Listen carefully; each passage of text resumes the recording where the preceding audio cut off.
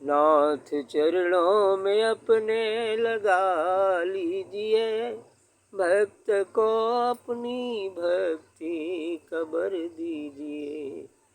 भोग भोगे न तृष्णा मिटे पुनरपि, भोग भोगे न तृष्णा मिटे पुनरपि। काम की कामना कंपिता कीजिए, काम की कामना कंपिता कीजिए।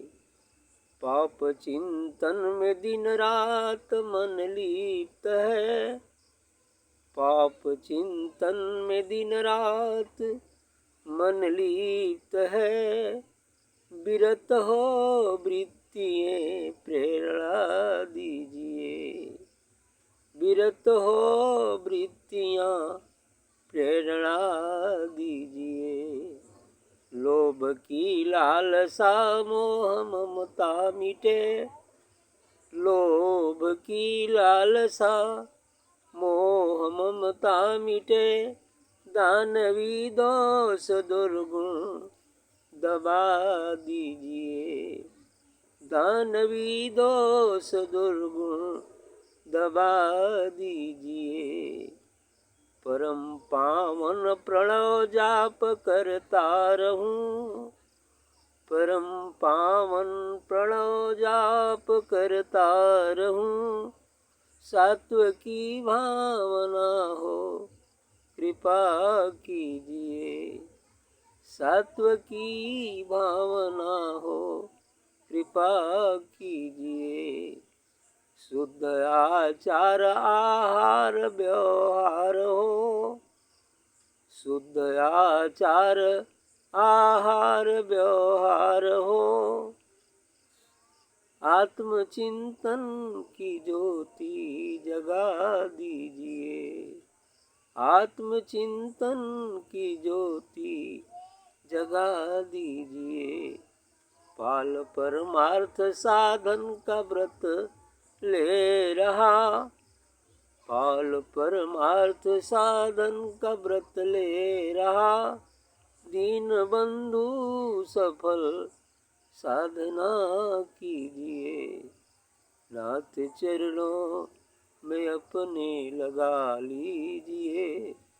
भक्त को अपनी भक्ति खबर दीजिए, भक्त को अपनी भक्ति खबर दीजिए। सद्गुरु से निवेदन है भक्त का कि हे नाथ, आप अपने चरणों की भक्ति चरणों में लगा लीजिए और मुझे अपनी भक्ति का बल दीजिए। सही है, निवेदन सही है। सद्गुरु तो चाहते ही हैं, सबको लगाना ही चाहते हैं, लेकिन ये भोग, ये विलास, ये विकार, ये काम, ये क्रोध, कुछ ऐसे ही यहाँ दुश्मन हैं, शत्रु हैं, जो बीच में उसे रोक भी सकते हैं। इसलिए निवेदन है भक्त का कि भोग भोगे न तृष्णा मिटे पुनरपि। भोग को चाहे जितना भी भोगो, कभी भोगने की लालसा या भोगने की तृष्णा कम नहीं होती, क्योंकि ये सांसारिक भोग जो भी उनको भोगने से उन्हें बार बार भोगने की वृत्ति बन जाती है, जिसे हम तृष्णा कहते हैं। लेकिन यह भोग में जो आनंद क्षणिक है, वही आनंद उस समाधि स्थिति में भी होता है। क्योंकि ये भोग संसार का प्रथम भोगने की जो वृत्तियां हैं, यदि उसमें ही हम भोग को ही भोगते रहें तो वो तो पशु वृत्ति हो जाती है और बार बार उस भोग में फंसे रहने के कारण जन्मना और मरना पड़ता है। ऐसी पशु वृत्ति इस संसारी वृत्ति वाले लोगों के साथ यही होता है कि उसी एक वृत्ति को भोगने के लिए, उस भोग को भोगने के लिए वो बार बार जितना ही भोगो वो तो अग्नि में घी डालने जैसा है। कभी शांति मिलती ही नहीं, कभी शांति मिलने को नहीं। अग्नि में जिस प्रकार जितना ही घी डालो उतना ही वो और जलते जाएगा और जलते जाएगा, लेकिन कभी शांति नहीं है। इस भोग को जितना ही भोगने की कामना उतना ही बढ़ती ही जाती है, और यही भोगने की कामना तृष्णा बन जाती है, और तृष्णा की शांति कभी नहीं होती। सांसारिक मनुष्यों का निवास इस भोग इंद्रियों में ही होता है, जबकि साधक उसी आनंद को प्राप्त करने के लिए यदि अपनी वृत्ति को उधर से मुख मोड़ ले, संसार में अनासक्त भाव से भोगे भी, भोगना कोई जुर्म नहीं है, लेकिन उसमें आसक्ति नहीं होना चाहिए। भोगना कोई पाप भी नहीं, उसको नेक ईमानदारी से धर्मानुकूल शास्त्र विधि से यदि उसको हम भोगते हैं तो उसमें कोई पाप नहीं, क्योंकि परमात्मा का ही वो क्षुद्र आनंद है, एक पल का, एक बूंद का है। लेकिन यदि इस भोग को भोगते हुए भी यदि हम सद्गुरु की कृपा प्राप्त कर और आगे ऊर्ध्वगमित होते हैं, यदि आगे बढ़ते हैं, साधना ध्यान करते हैं और धीरे धीरे आगे बढ़ते जाएं, तो जिस दिन हम समाधि स्थिति को प्राप्त होते हैं उस दिन वही भोग, वही आनंद परमानंद बनकर सामने उपस्थित हो जाता है। समाधि में वही आनंद प्राप्त होता है जो भोग में प्राप्त होता है। वह उस आनंद का महासागर है, जबकि सांसारिक भोग में उसका एक महत्वपूर्ण है। इसीलिए उसको बार बार भोगने की कामना बनती है, जिससे शांति नहीं मिलती। लेकिन यदि हम ध्यान साधना सत्संग से आगे बढ़कर समाधि को प्राप्त हो जाए तो सब भोगते हुए भी अनभोगा सा रहेगा, भोगने की कामना भी नहीं बनेगी। इसलिए कह रहे हैं कि भोग भोगे न तृष्णा मिटे पुनरपि, ये तृष्णा मिटती नहीं। काम की कामना कम पिता कीजिए, इसलिए इस काम की जो कामना है इसको आप कम कर दीजिए। पाप चिंतन में दिन रात मन लिप्त है, और पाप कर्मों में ये मन हमारा दिन रात लिप्त है। भाई ज्ञान के अभाव में तो पाप कर्म होते ही है। तो पाप चिंतन में दिन रात मन लिप्त है, विरत हो वृत्तियाँ प्रेरणा दीजिए। लेकिन हे सद्गुरु, आप मुझे ऐसी प्रेरणा दीजिए कि जो हमारे मन की वृत्तियाँ हैं इन पाप कर्मों में लिप्त न हो, यह वृत्तियाँ आपकी भक्ति में ही लिप्त हो जाए। लोभ की लालसा मोह ममता मिटे, और इतने नहीं, ये जो लोभ है, मोह है, इसकी जो ममता है, ये सब मिट जाए, मिट जाती हैं यदि हम समाधि को प्राप्त हो जाए, सब मिट जाए। यदि हम आगे इस मार्ग पर बढ़े और वो आनंद की उपलब्धि कुछ होने लगे, ससुराल में भी पहुंच जाए तो ये बन जाते हैं, मिट जाते हैं। तो व्रत हो वृत्तियाँ प्रेरणा दीजिए, क्योंकि संसारी मनुष्य काम इंद्रिय में लिप्त होते हैं और ज्ञानी कहाँ सहस्रार और अमरधाम में रहते हैं।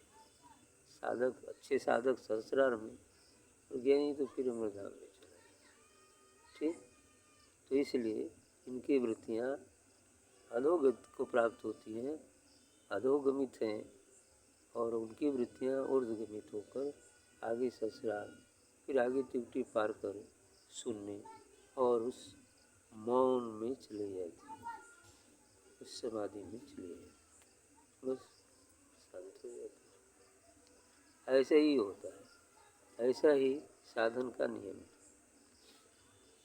तो दानवी दोष दुर्गुण दबा दीजिए।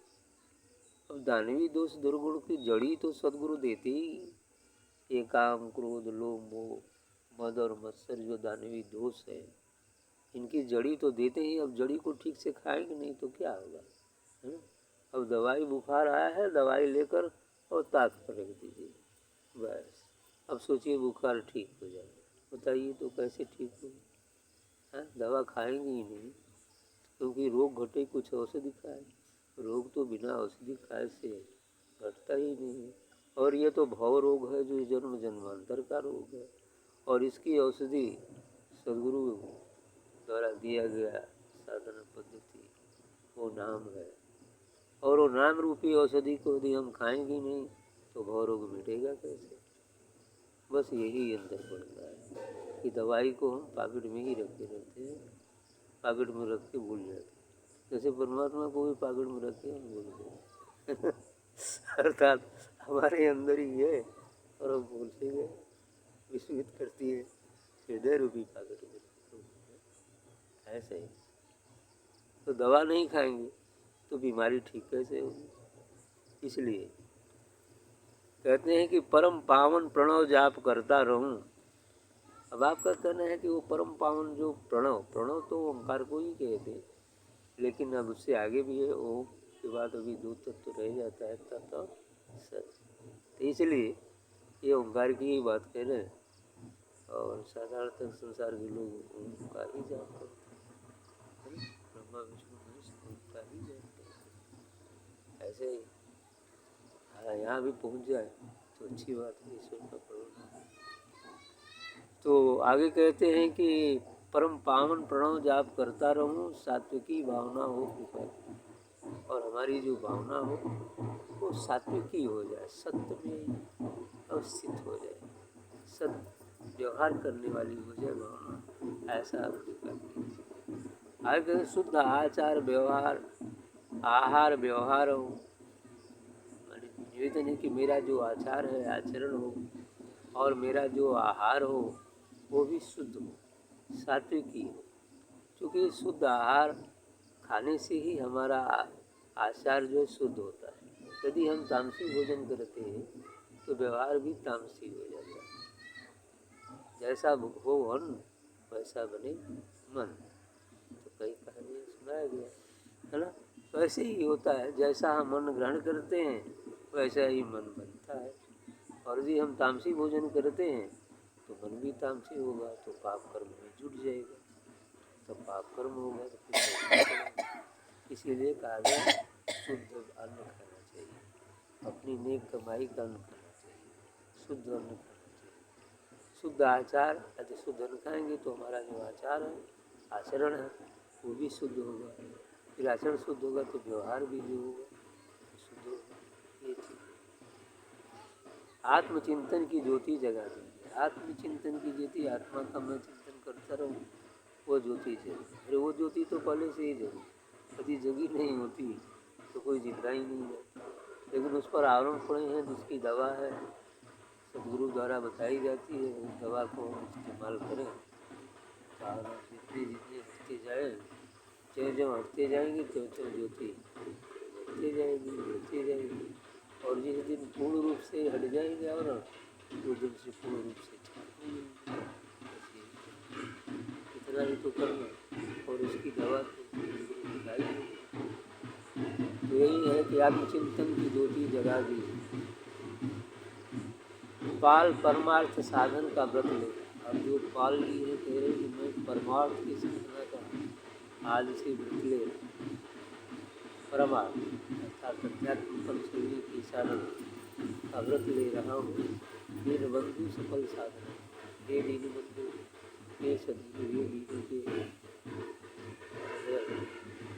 बंधु, हमारे सहाय, मेरी साधना सफल हो, इसमें आगे साधना सफल करने की तो कृपा रहती है, लेकिन साधना करने की लगन तो अच्छी हो जाए तब तो ठीक है।